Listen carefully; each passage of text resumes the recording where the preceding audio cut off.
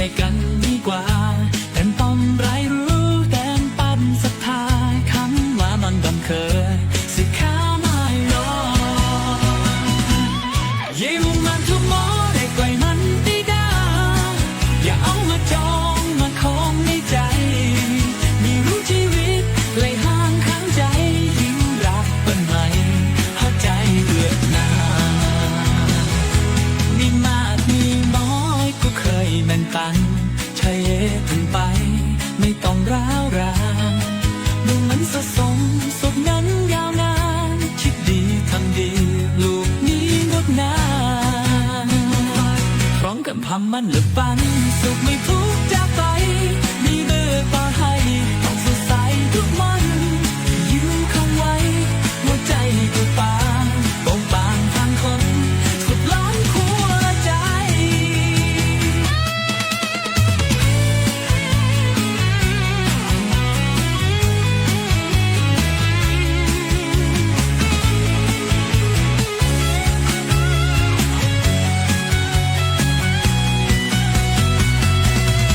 ไม่ได้อยู่แค่เงินแค่ของแต่สุขกุมมองที่ใจข้างในคำลงคำครามสร้างภาพดีไว้ใจที่สดใสแค่เคยน้ำมันยังตัวตาคิดเลื่อนคิดทุไรสุขของแต่ละคนใช่ว่าเหมือนกันภาพเพียนภาพพี่มันมีคุณค่าใช้ทำมาพอสุดทางสุขใจเอามาฝันสุขให้ทุกเจ้าไว้ไม่แวกตอนให้ลูกสดใสทุกวันยิ้มคงไว้หัวใจตาบางยังต้องคำสุขรูปตัวใจ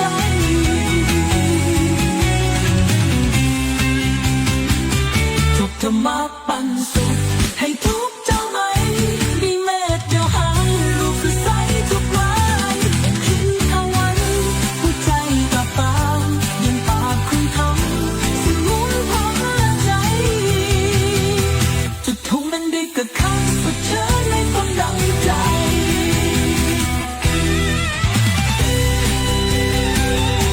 ได้มีนั้นจังไว้เพียงฟังไหมสนุกสนานสักคือคิดรวมครั้งมาให้คนเข้าใจและน้องได้ใช้ในชีวิตประจำวัน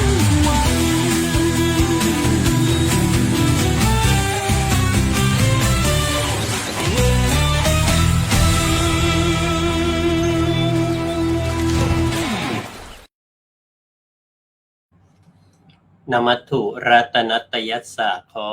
นอบน้อมแด่พระรัตนตรัยขอน้อมถวายความเคารพครูบาอาจารย์ทุกรูปเจริญพรญาติโยมท่านสาธุชนผู้รับชมรับฟังรายการธรรมะปันสุขทุกท่านวันนี้ก็เป็นอีกหนึ่งวันของวันเสาร์ที่ธรรมภาพจะได้นำเอาสารธรรมดีๆมาฝากญาติโยมท่านสาธุชนวันนี้สายไปชั่วโมงหนึ่งเนื่องจากว่าเมื่อกี้ก็ไปนั่งเป็นประธานในงานบำเพ็ญกุศลศพของคุณพ่อจิตจันทรัตน์ซึ่งก็ได้อำลาจากลูกหลานไปก็ยังคงไว้ซึ่งคุณความดีแต่ก็เผอิญว่ายังมีเวลาธรรมาก็จึงถือโอกาสที่จะนำพาญาติโยมสาธุชนทั้งหลายมาฟังเรื่องราวที่เกี่ยวกับพระเจ้า10ชาติให้ญาติโยมสาธุชนทั้งหลายได้ฟังกันในวันนี้ก่อนอื่นก็ขออนุญาตทักทายญาติโยมที่ได้เข้ามาในรายการแล้วมีคุณโยมันเดอร์วูแมนจากท่านแรกเลยแล้วก็คุณโยมเกษณีไมนุชคุณโยมปลาคุณโยมใหม่กนกวันคุณจะปราณีเวชจำรัดในญาติโยมสาธุชนก็ขออนุญาตทักทายเบื้องต้นเพื่อไม่เป็นการเสียเวลาวันนี้ก็ขออนุญาตนำพาญาติโยมมาเข้าเรื่องราวเกี่ยวกับพระเจ้า10ชาติวันนี้เสนอเรื่อง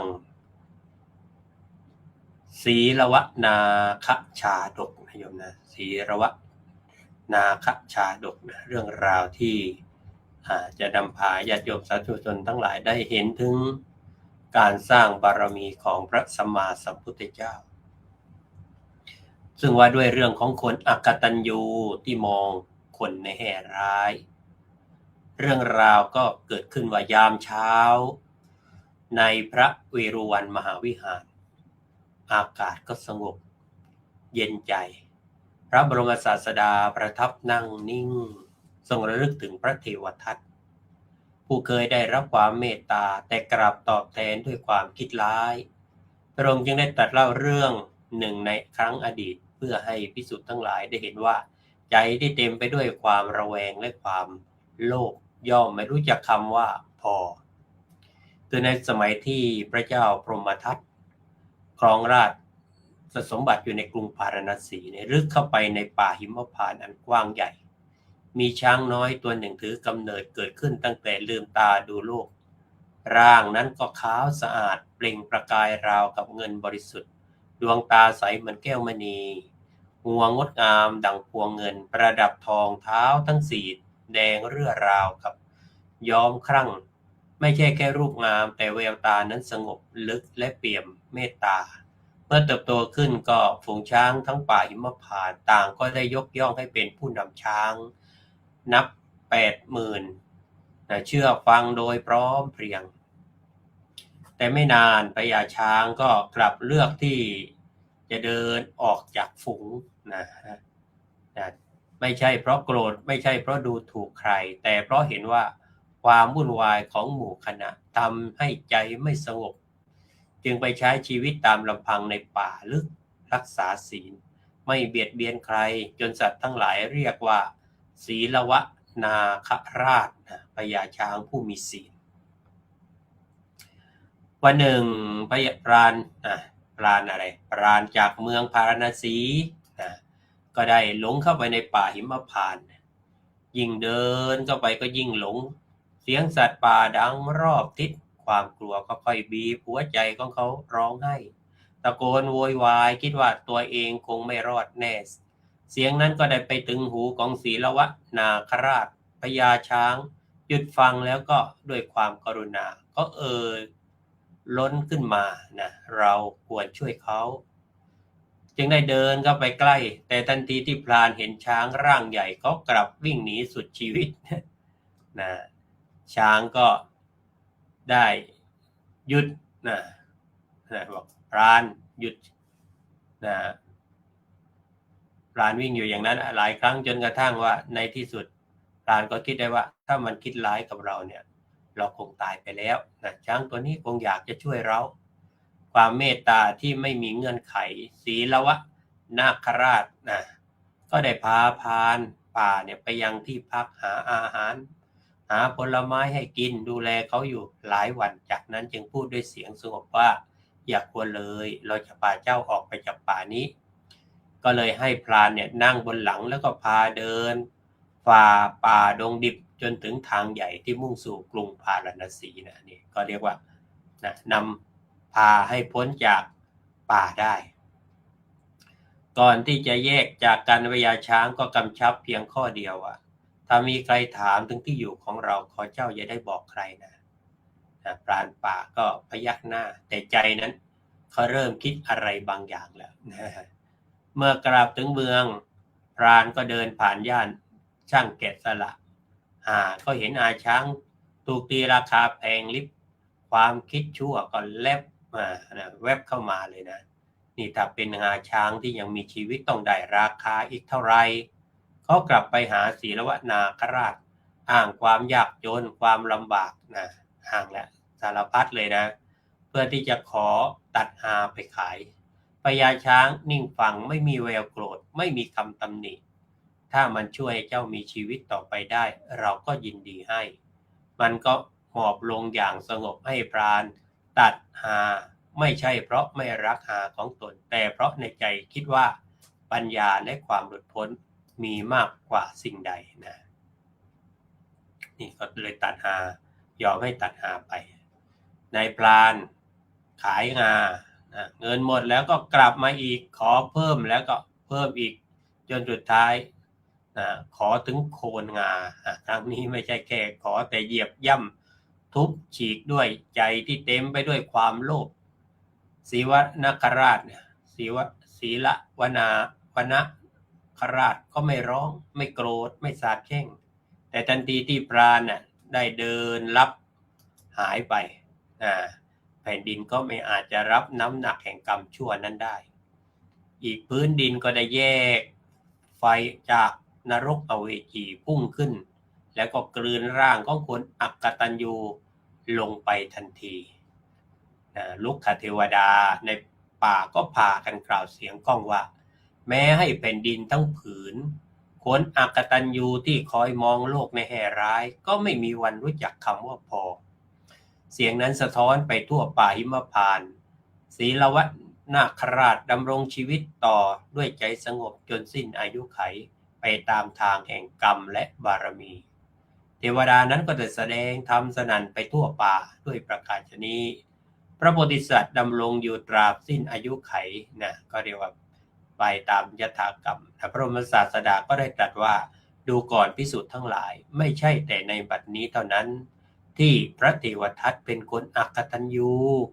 ถึงในการก่อนก็เป็นคนอักตัญญูเหมือนกันดังนี้นะครั้นทรงนำพระธรรมเทศนานี้มาแล้วก็ได้ทรงสืบอนุสนธินะประชุมชาดกขึ้นมานะแล้วก็ว่าบุรุษผู้ที่ได้ทำลายนะมิตรในครั้งนั้นก็ได้มาเกิดเป็นพระเทวทัตก็คือพรานป่านั่นแหละนะและลูกเทวดาก็ได้เกิดมาเป็นพระสารีบุตรส่วนพญาช้างผู้มีศีลสีวรนาคราชนั่นแหละนะก็ได้มาเกิดเป็นเราตถาคตคือพระพุทธเจ้าในชาตินี้นี่ก็เป็นเรื่องราวของการที่เรียกว่าผู้ที่ว่าด้วยเรื่องของคนอักตัญญูซึ่งมองคนแย่ร้ายแทนที่เขาช่วยเหลือไว้จะได้สำนึกในบุญคุณก็กลับตอบแทนคุณเขาด้วยกันเอารัดเอาเปรียบเขาอีกนะหาผลประโยชน์จากเขาอีกจนกระทั่งเอาสิ่งที่เรียกว่าที่เขาให้ไปเนี่ยด้วยความโลภของตน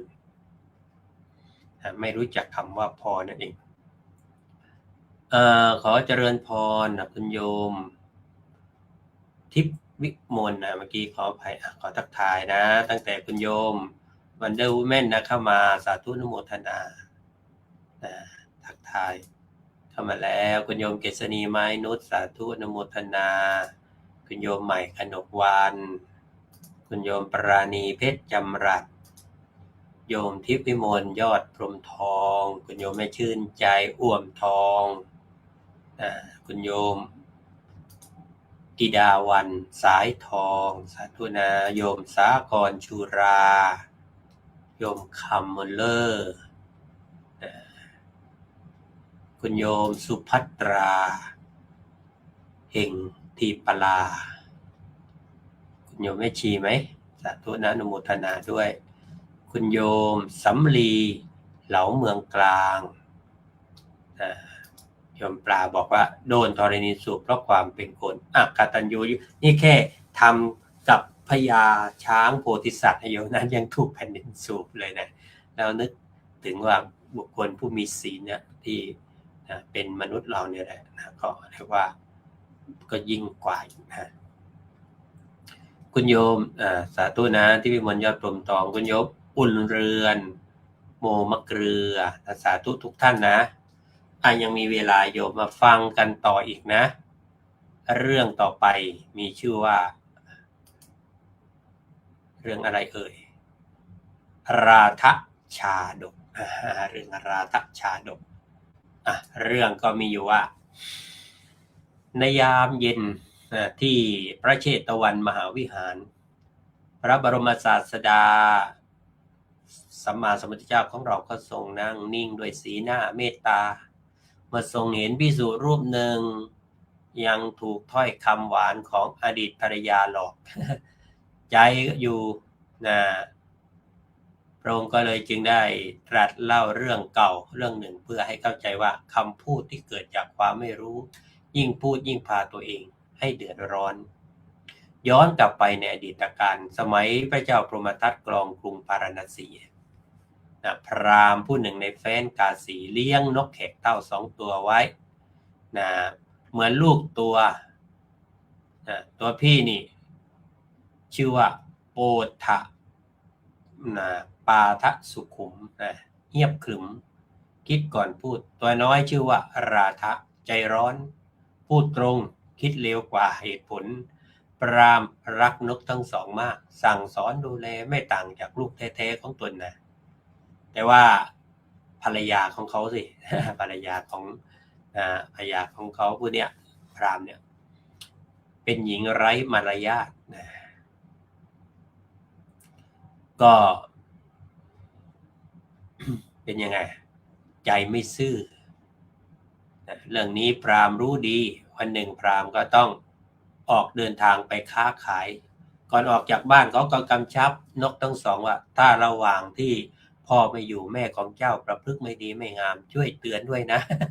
ให้นกช่วยเตือนนะโปตะปาทะพยักหน้าอย่างรอบคอบนะถ้าเตือนได้ผมจะเตือนครับแต่ถ้าเตือนไม่ได้ผมจะนิ่ง นกก็ว่าอย่างนั้นนะทีนี้ปรากฏว่าแล้วพราหมณ์ก็จากไปไม่นานหลังจากนั้นนางพรามณีก็เริ่มทำตัวตามนิสัยเดิมคนเข้าคนออกนี่ไม่เว้นวันราทะ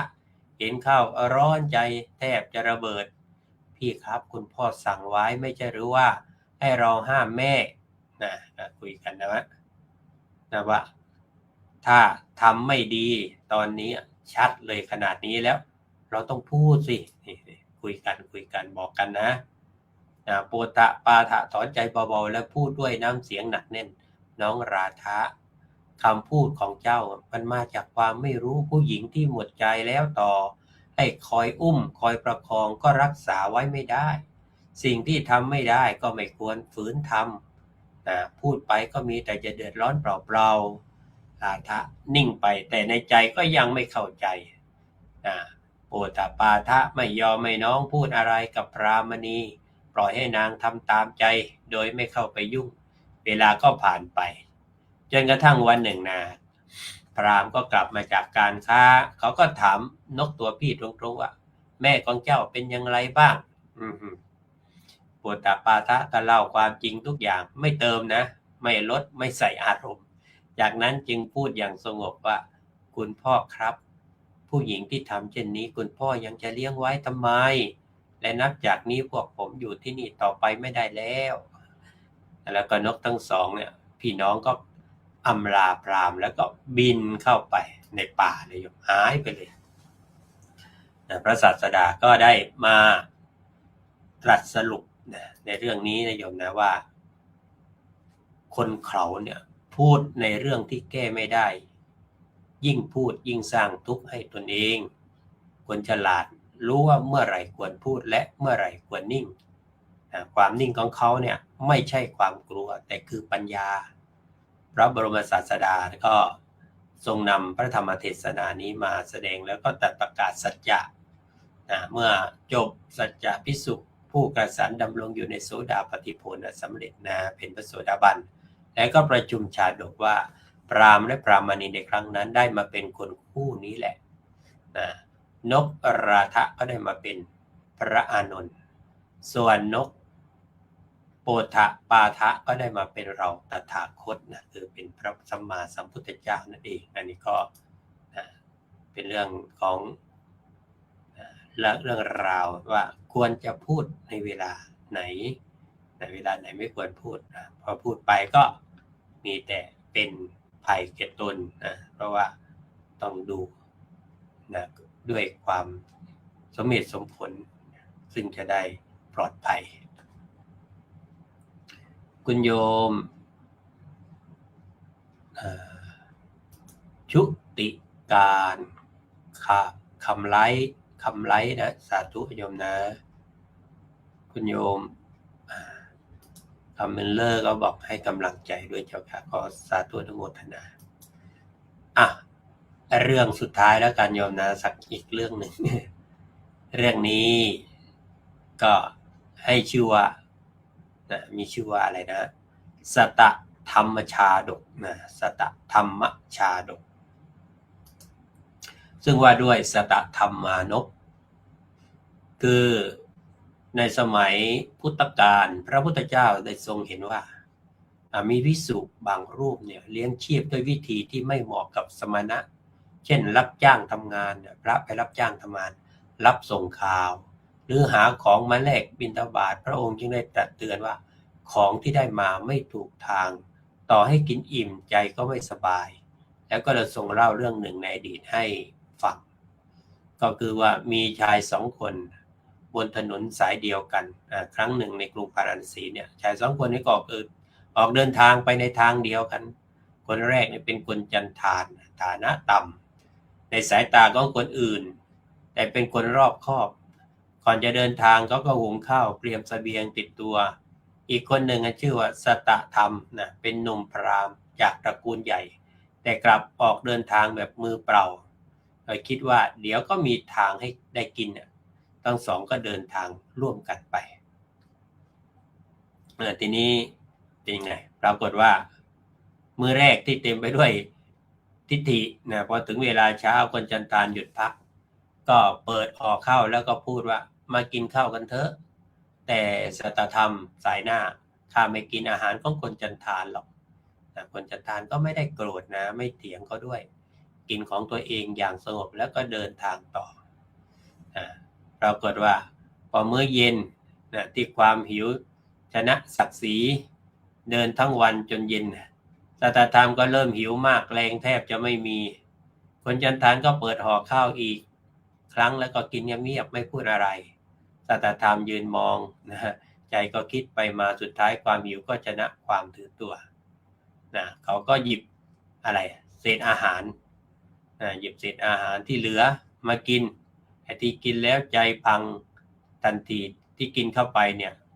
สัตธรรมรู้สึกร้อนวูบในอกนะอาเจียนออกมาพร้อมเลือดก็นั่งร้องไห้ด้วยความอับอายเราเป็นพราหมณ์แต่กลับมากินเศษอาหารของคนจันทานเพราะความโลภแค่นิดเดียวเราทำตัวเองตกต่ำความละอายกัดกินใจเขาจนไม่อยากเจอใคร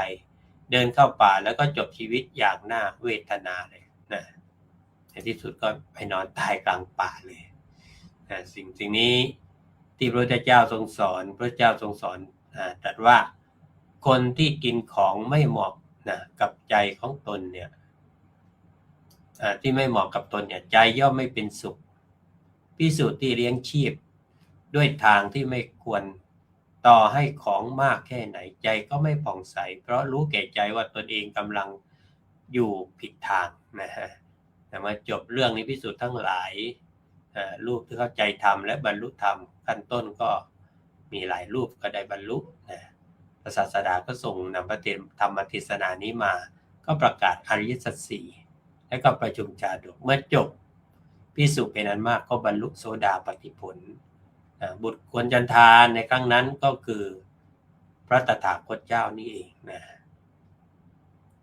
อันบางครั้งเนี่ยด้วยทิฏฐิด้วยอะไรมานะอะไรต่างๆนะแต่เพราะความโลภความอยากได้นะก็อาจจะทำให้ไปทำเข้าแล้วก็รู้สึกใจไม่ค่อยสบายใจเป็นทุกข์ขึ้นมาไม่ผ่องใสก็อาจจะทำให้เกิดความทุกข์เป็นเหตุให้ต้องจบชีวิตอย่างเช่นมานพหนุ่มผู้นี้นะที่เคยถือศักดิ์ศรีแต่สุดท้ายเพราะความหิวยอมลดศักดิ์ศรีของตัวเองลงนะจริงๆก็มนุษย์เราก็ไม่ควรจะไปถือในเรื่องของเขาเรียกว่าสิ่งที่มันเป็นทางปิดกั้นในเรื่องของการอยู่ร่วมกันนะโดยเฉพาะเรื่องของวรรณะแต่ว่าในทางความเชื่อนี่เขาค่อนข้างจะเข้มข้นนะโดยเฉพาะในอินเดียเนี่ยเรื่องของวรรณะกษัตริย์พราหมณ์แพทย์สูตรแต่ปัจจุบันก็อาจจะไม่เข้มข้นเหมือนในอดีตนะก็อาจจะมีบ้างเมื่อก่อนแต่งงานเนี่ยในวรรณะเดียวกันหรือวรรณะที่ไม่ต่ำไปกว่าของเขาเรียกกษัตริย์พราหมณ์เพศสูตรเนี่ยจะอยู่ในลักษณะที่เรียกว่าต่างวรรณะไม่ได้ถ้าอยู่ในคนต่างวรรณะปั๊บเนี่ยเขาก็จะเกิดมาลูกกลายเป็นจันทานนอกวรรณะกษัตริย์กับกษัตริย์พราหมณ์กับพราหมณ์แพทย์กับแพทย์สูตรกับสูตรก็ถือว่าเป็นเรื่องที่ต้อง ยอมรับว่านั่นคือความเชื่อที่เขามีกันมาโยมไปนี่ก็จะเห็นว่าในอะไรนะที่บ่อน้ำร้อนนั้นที่เขาอาบน้ำกันเนี่ยจะมีคนต่างวรรณะถ้าวรรณะสูงก็จะอาบที่สูงหน่อยคนวรรณะต่ำก็จะลดหลั่นกันไปแล้วก็เชื่ออย่างนั้นด้วยนะที่จะปฏิบัติก็เป็นเรื่องของความเชื่อซึ่งก็เมืองไทยเรานี่ก็ไม่มีอะไรที่มาเป็นทางให้เกิดความรู้สึกจะเป็นการปิดกั้น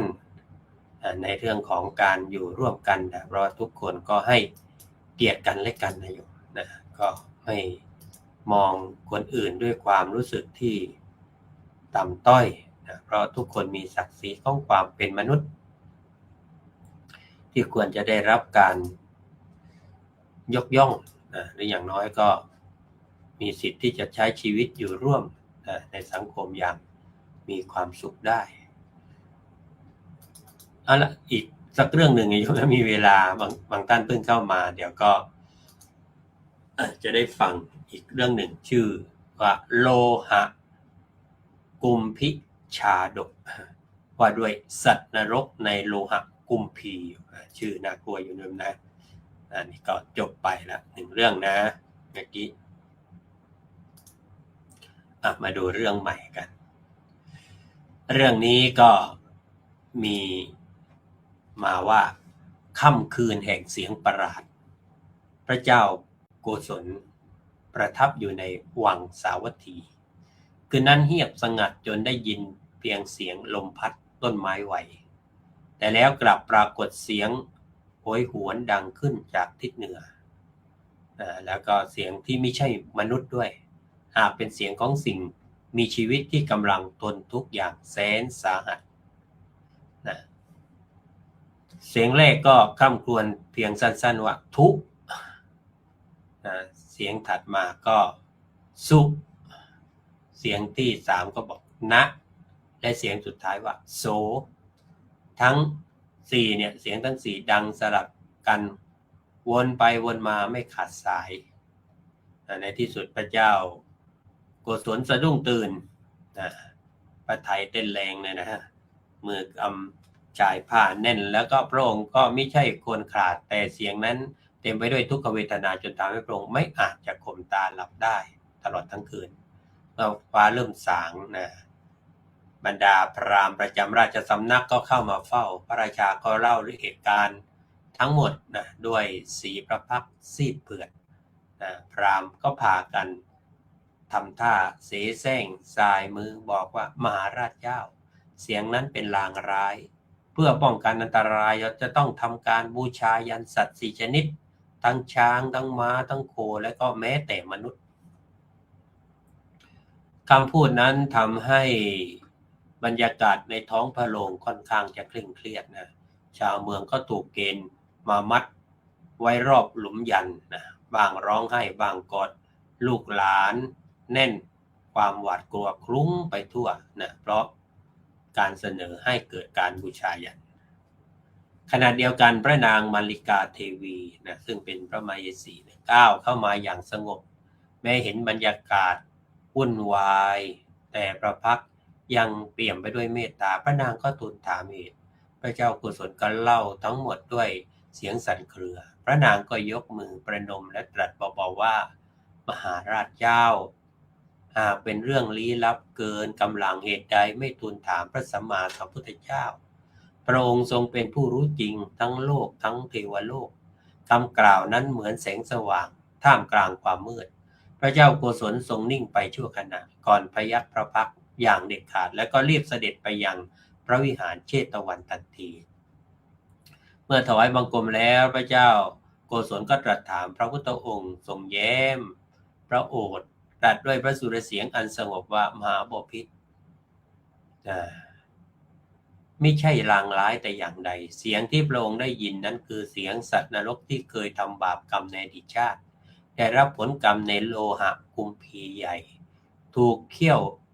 แล้วก็ถูกเคี่ยวด้วยโลหะเดือดนานนับหมื่นปีแม้อยากจะเปล่งถ้อยคำแห่งความสำนึกก็ทำได้เพียงอักษรเดียวเท่านั้น พระพุทธเจ้าก็ตรัสตอบอย่างสงบว่ามหาบพิตรเสียงนั้นไม่ใช่ลางร้ายแต่เป็นเสียงของสัตว์นรกที่กำลังเสวยผลแห่งกรรมพระองค์อย่าได้หวาดหวั่นเลยเรื่องนี้ในอดีตก็เคยเกิดขึ้นแล้วก็เลยย้อนกลับไปเมื่อครั้งกรุงพาราณสีโบราณครั้งนั้นพระเจ้าพรหมทัตครองราชสมบัติอยู่วันหนึ่งก็ได้ยินเสียงร้องทุก4 เสียงเหมือนกันเลยก็ทรงสะดุ้งพระทัยพวกพราหมณ์ก็รีบเข้ามาทูลว่ามหาบพิตรต้องทำยานใหญ่ฆ่าสัตว์อย่างละ4 วัว 4 ม้า 4 แกะ 4 ไก่ 4เพื่อปัดเป่าเคราะห์ร้ายพระเจ้าพรหมทัตถึงกับทรงเชื่อแล้วก็สั่งให้ขุดหลุมเตรียมพิธีบูชายันหมาชนก็ถูกจับมาเตรียมพรีเป็นหมู่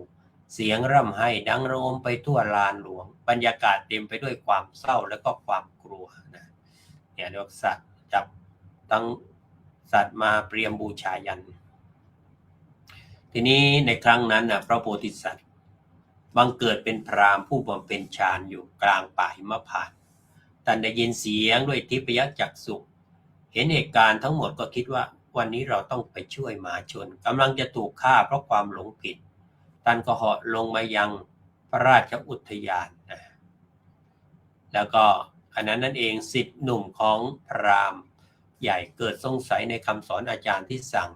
ฆ่าเขาแอบหนีมาเห็นพระฤาษีก็รีบกราบ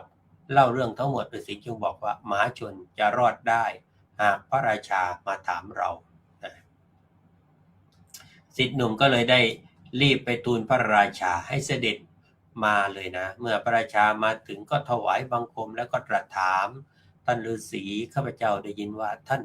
รู้ความหมายของเสียงทั้ง4ช่วยอธิบายให้หายสงสัยด้วยเถิดฤาษีกล่าวว่าเสียงนั้นไม่ใช่ลางร้ายแต่เป็นเสียงของสัตว์นรก4 ตนที่ถูกเคี่ยวอยู่ในหม้อโลหะคุปพีกว่าจะโผล่ขึ้นมาหายใจได้ก็เป็นหมื่นปี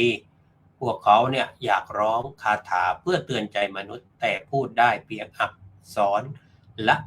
คำก่อนจมลงไปอีกนะจากนั้นบฤาษีก็กล่าวคาถานะให้ครบตามนะที่มันมีนะแทนสัตว์นรกเหล่านั้นเช่นผู้ที่ร้องว่าทุกข์ก็หมายถึงว่าชีวิตเราช่างลำบากเพราะเคยมีทรัพย์แต่ไม่เคยให้ทานไม่ทำที่พึ่งไว้เลยผู้ที่ร้องว่าสุขต้องการจะบอกว่าเราทุกข์อยู่นานแสนนานไม่เห็นที่สุดแห่งความพ้นทุกข์เลยผู้ที่ร้องว่านะหมายถึงว่าที่สุดของทุกข์นั้น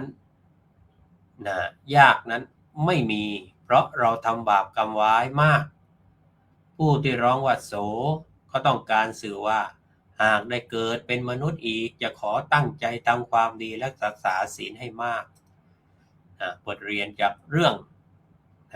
นี้นะเสียงจากนรกเมื่อพระราชาฟังจบพระฤาษีจึงสรุปว่ามหาบพิตรเสียงเหล่านี้ไม่ใช่สิ่งที่จะทำให้พระองค์เกิดอันตรายแต่เป็นเพียงเสียงแห่งวิบากกรรมที่สัตว์นรกต้องชดใช้การฆ่าสัตว์พรีบูชายันหาใช่ทางแห่งความสวัสดีไม่พระราชาก็เรียกว่าทรงเบาพระทัยตรัสสั่งว่าจงปล่อยหมาชนทั้งหมดยกเลิกพิธีบูชายันแล้วก็ทรงให้ตีกลองประกาศไปทั่วกรุงว่าการฆ่าสัตว์เพื่อบูชายันเป็นสิ่งไม่ถูกต้องหมาชนต่างก็ร้องยินดีน้ำตาที่เคยไหลเพราะความกลัวเปลี่ยนเป็นน้ำตาแห่งความโล่งใจพระฤาษีก็ได้ทำให้เมืองทั้งเมืองพ้นจากเงื้อมมือแห่งความตายด้วย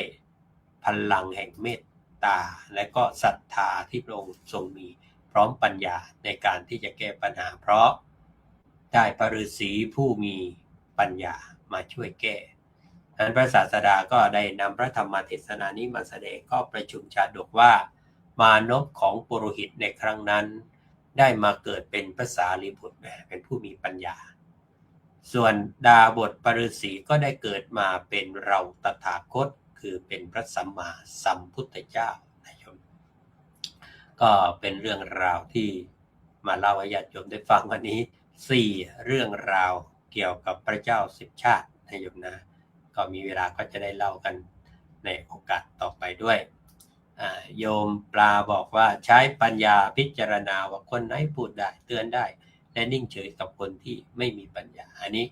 เรื่องที่แล้วก็เป็นเรื่องของข้อคิดนะที่นกสองพี่น้องคุยกันนั่นแหละเพื่อว่าไม่อย่างนั้นคนที่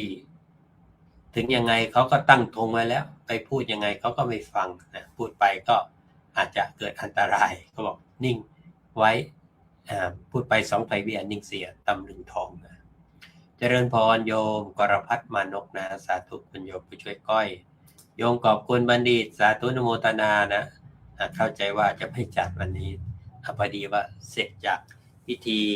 บำเพ็ญกุศลศพในวัดก็เลยมีลายยังพอมีก็มาจัดโยมนะ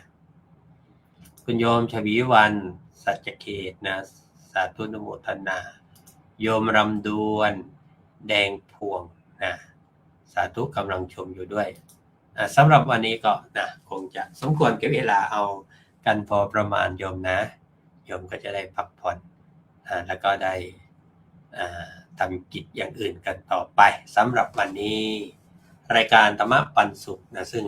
ปกติทุกวันเสาร์ก็เป็นหน้าที่ของอาตมาในการมานำเสนอวันอื่นๆก็จะเป็นรายการสมณเจ้าทรงไทยในสหรัฐอเมริการายการนานาสาระธรรมดีก็จะมานำเสนอให้กับญาติโยมสาธุชนทั้งหลายได้ฟังกันสำหรับวันนี้สัพพพุทธานุภาเวนะสัพพธรรมานุภาเวนะสัพพสังฆานุภาเวนะด้วยอนุภาพแห่งคุณพระพุทธพระธรรมพระสงฆ์คือคุณพระศรีรัตนตรัยได้โปรดอภิบาลประทานพรและญาติโยมสาธุชนทุกคนทุกท่าน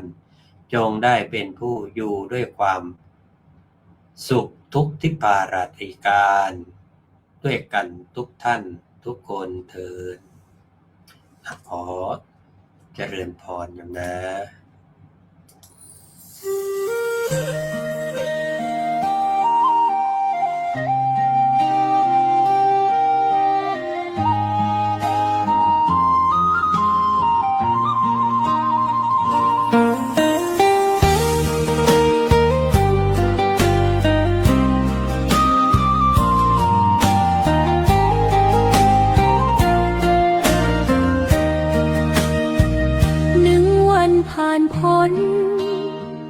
เหนื่อยล้ากายใจ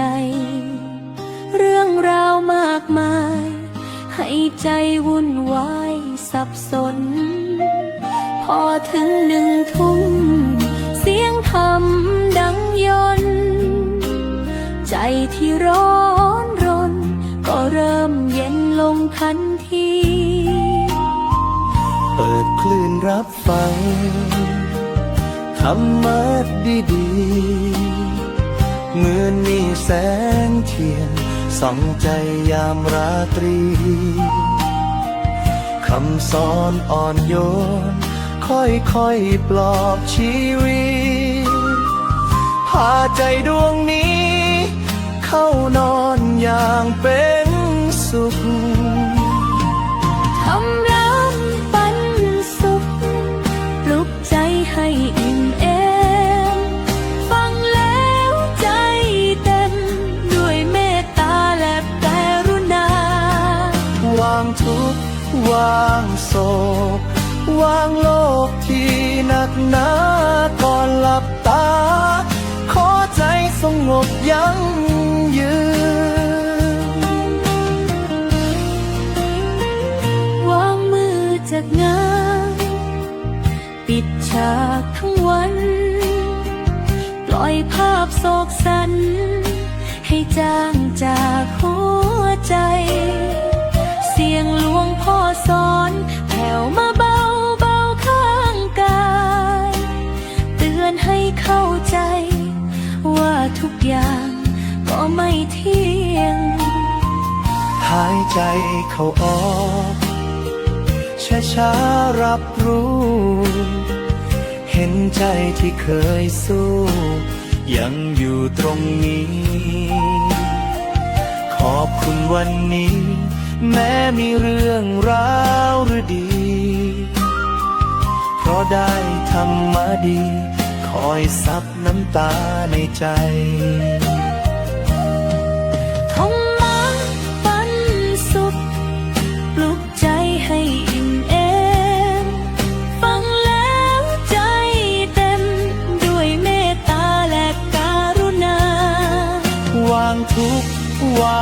โศกวางโลกที่หนักหนาก่อนหลับตา ขอใจสงบยั่งยืน ชายปิดไฟในห้อง แต่ใจยังสว่างยืน เพราะคำที่ฟัง ยังดังกังวานข้างใน ชายยอมวางอดีต ใส่ลงในลมหายใจ หลับตาเมื่อไร ก็เหมือนมีธรรมคุ้มครอง ทางมาปันสุขปลุกใจให้อิ่มเอม ฟังแล้วใจเต็ม ด้วยเมตตาและกรุณา วางทุกข์วางโศกวางโลกที่หนักหนาก่อนหลับตา ขอใจสงบยั่งยืน